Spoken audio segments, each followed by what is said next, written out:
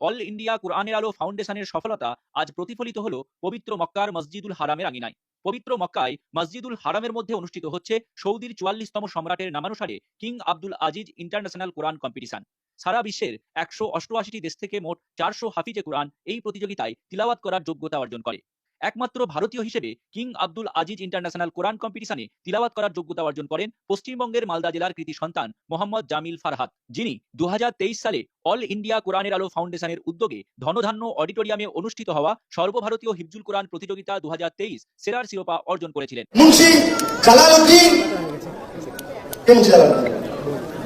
নাকি জামিল ফারহাদ ফার্স্ট হয়েছে জামিল ফারহাদ। নারে তাকবীর। আজকের এই মঞ্চে 1 লক্ষ টাকা সঙ্গে আমরা আরেকটি পুরস্কার 10,000 টাকা নিয়ে যাচ্ছে জামিল ফারহাদ। এবার সেই অল ইন্ডিয়া কোরআনের আলো ফাউন্ডেশনের সর্বভারতীয় হিফজুল কোরআন প্রতিযোগিতা চ্যাম্পিয়ন মোহাম্মদ জামিল ফারহাদ একমাত্র ভারতীয় হিসেবে কিং আব্দুল আজিজ ইন্টারন্যাশনাল কোরআন প্রতিযোগিতায় তিলাওয়াত করার যোগ্যতা অর্জন করে। والذين يتوفون منكم ويذرون أزواجا يتربصن بأنفسهن 4 أشهر وعشرا। আসসালামু আলাইকুম ওয়া রাহমাতুল্লাহি ওয়া বারাকাতুহু। আমি মুফতি Mumtaz Ahmed কাসমি, chairman all India কোরআনের আলো ফাউন্ডেশন।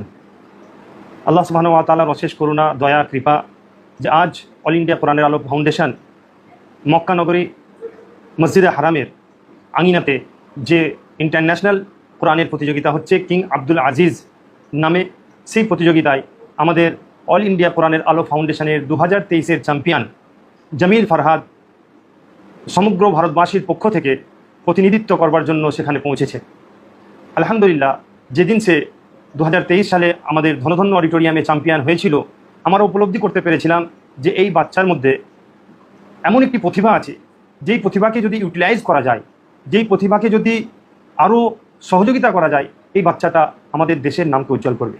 তাই আমরা কোরআনের আলো ফাউন্ডেশনের যে স্বপ্ন ছিল যে আমাদের গ্রামগঞ্জে যে সমস্ত ছোট্ট ছোট্ট কচি কচি কোরআনের পাখিরা লুকিয়ে আছে, তাদেরকে খুঁজে খুঁজে বার করে বিশ্ব আঙিনায় তাদেরকে উপস্থাপন করা, তাদেরকে আমাদের ভারতের প্রতিনিধিত্ব করবার জন্য ইন্টারন্যাশনাল যে সমস্ত কোরআনের প্রতিযোগিতা হয় সেখানে পৌঁছানো। কিন্তু আমাদের ধারণা ছিল না যে এত তাড়াতাড়ি সেটা সম্ভব হয়ে উঠবে বলে। মাত্র 3টি বছর অতিবাহিত না হতে হতেই আল্লাহ সুবহানাহু ওয়া তাআলার কোরআনের মাধ্যম দিয়ে আল্লাহ তাআলা যে মকবুলিয়াত অল ইন্ডিয়া কোরআনের আলো ফাউন্ডেশনকে দান করেছেন, যেটা আমি বর্ণনা করে শেষ করতে পারবো না। আজ 44 বছর এই প্রতিযোগিতা সৌদি আরবে মসজিদে হারামের মধ্যে অনুষ্ঠিত হয়। 44 বছর এত বড় ভারতবর্ষ থেকে একটা প্রতিযোগী, একটা সন্তান, একটা ভারতের নাগরিককে আমরা সেই মঞ্চে পৌঁছাতে পারিনি। এটা আল্লাহ তাআলার অশেষ করুণা যে আজ অল ইন্ডিয়া কোরআনের আলো ফাউন্ডেশন গ্রামগঞ্জ থেকে, ভারতবর্ষের কোনায় কোনায় থেকে প্রতিভাগুলোকে সন্ধান করে খুঁজে বার করে নিয়ে আসছে আর তাদেরকে জাতির সামনে প্রেজেন্ট করছে, জাতির সামনে উপস্থাপন করছে।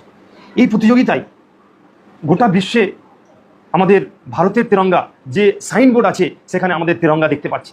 44 বছর পরে মসজিদে হারামের সাইনবোর্ডে, প্রতিযোগিতার মেন সাইনবোর্ডে আজকে আমাদের তিরঙ্গাকে দেখতে পাচ্ছি। আমাদের অন্তর গর্বে ভরে যাচ্ছে, আমাদের চোখ দিয়ে অশ্রু প্রবাহিত হচ্ছে যে আল্লাহ তাআলা কত রহিম ও করিম, কোরআনের মাধ্যম দিয়ে আল্লাহ তাআলা কত মর্যাদা দান করেন।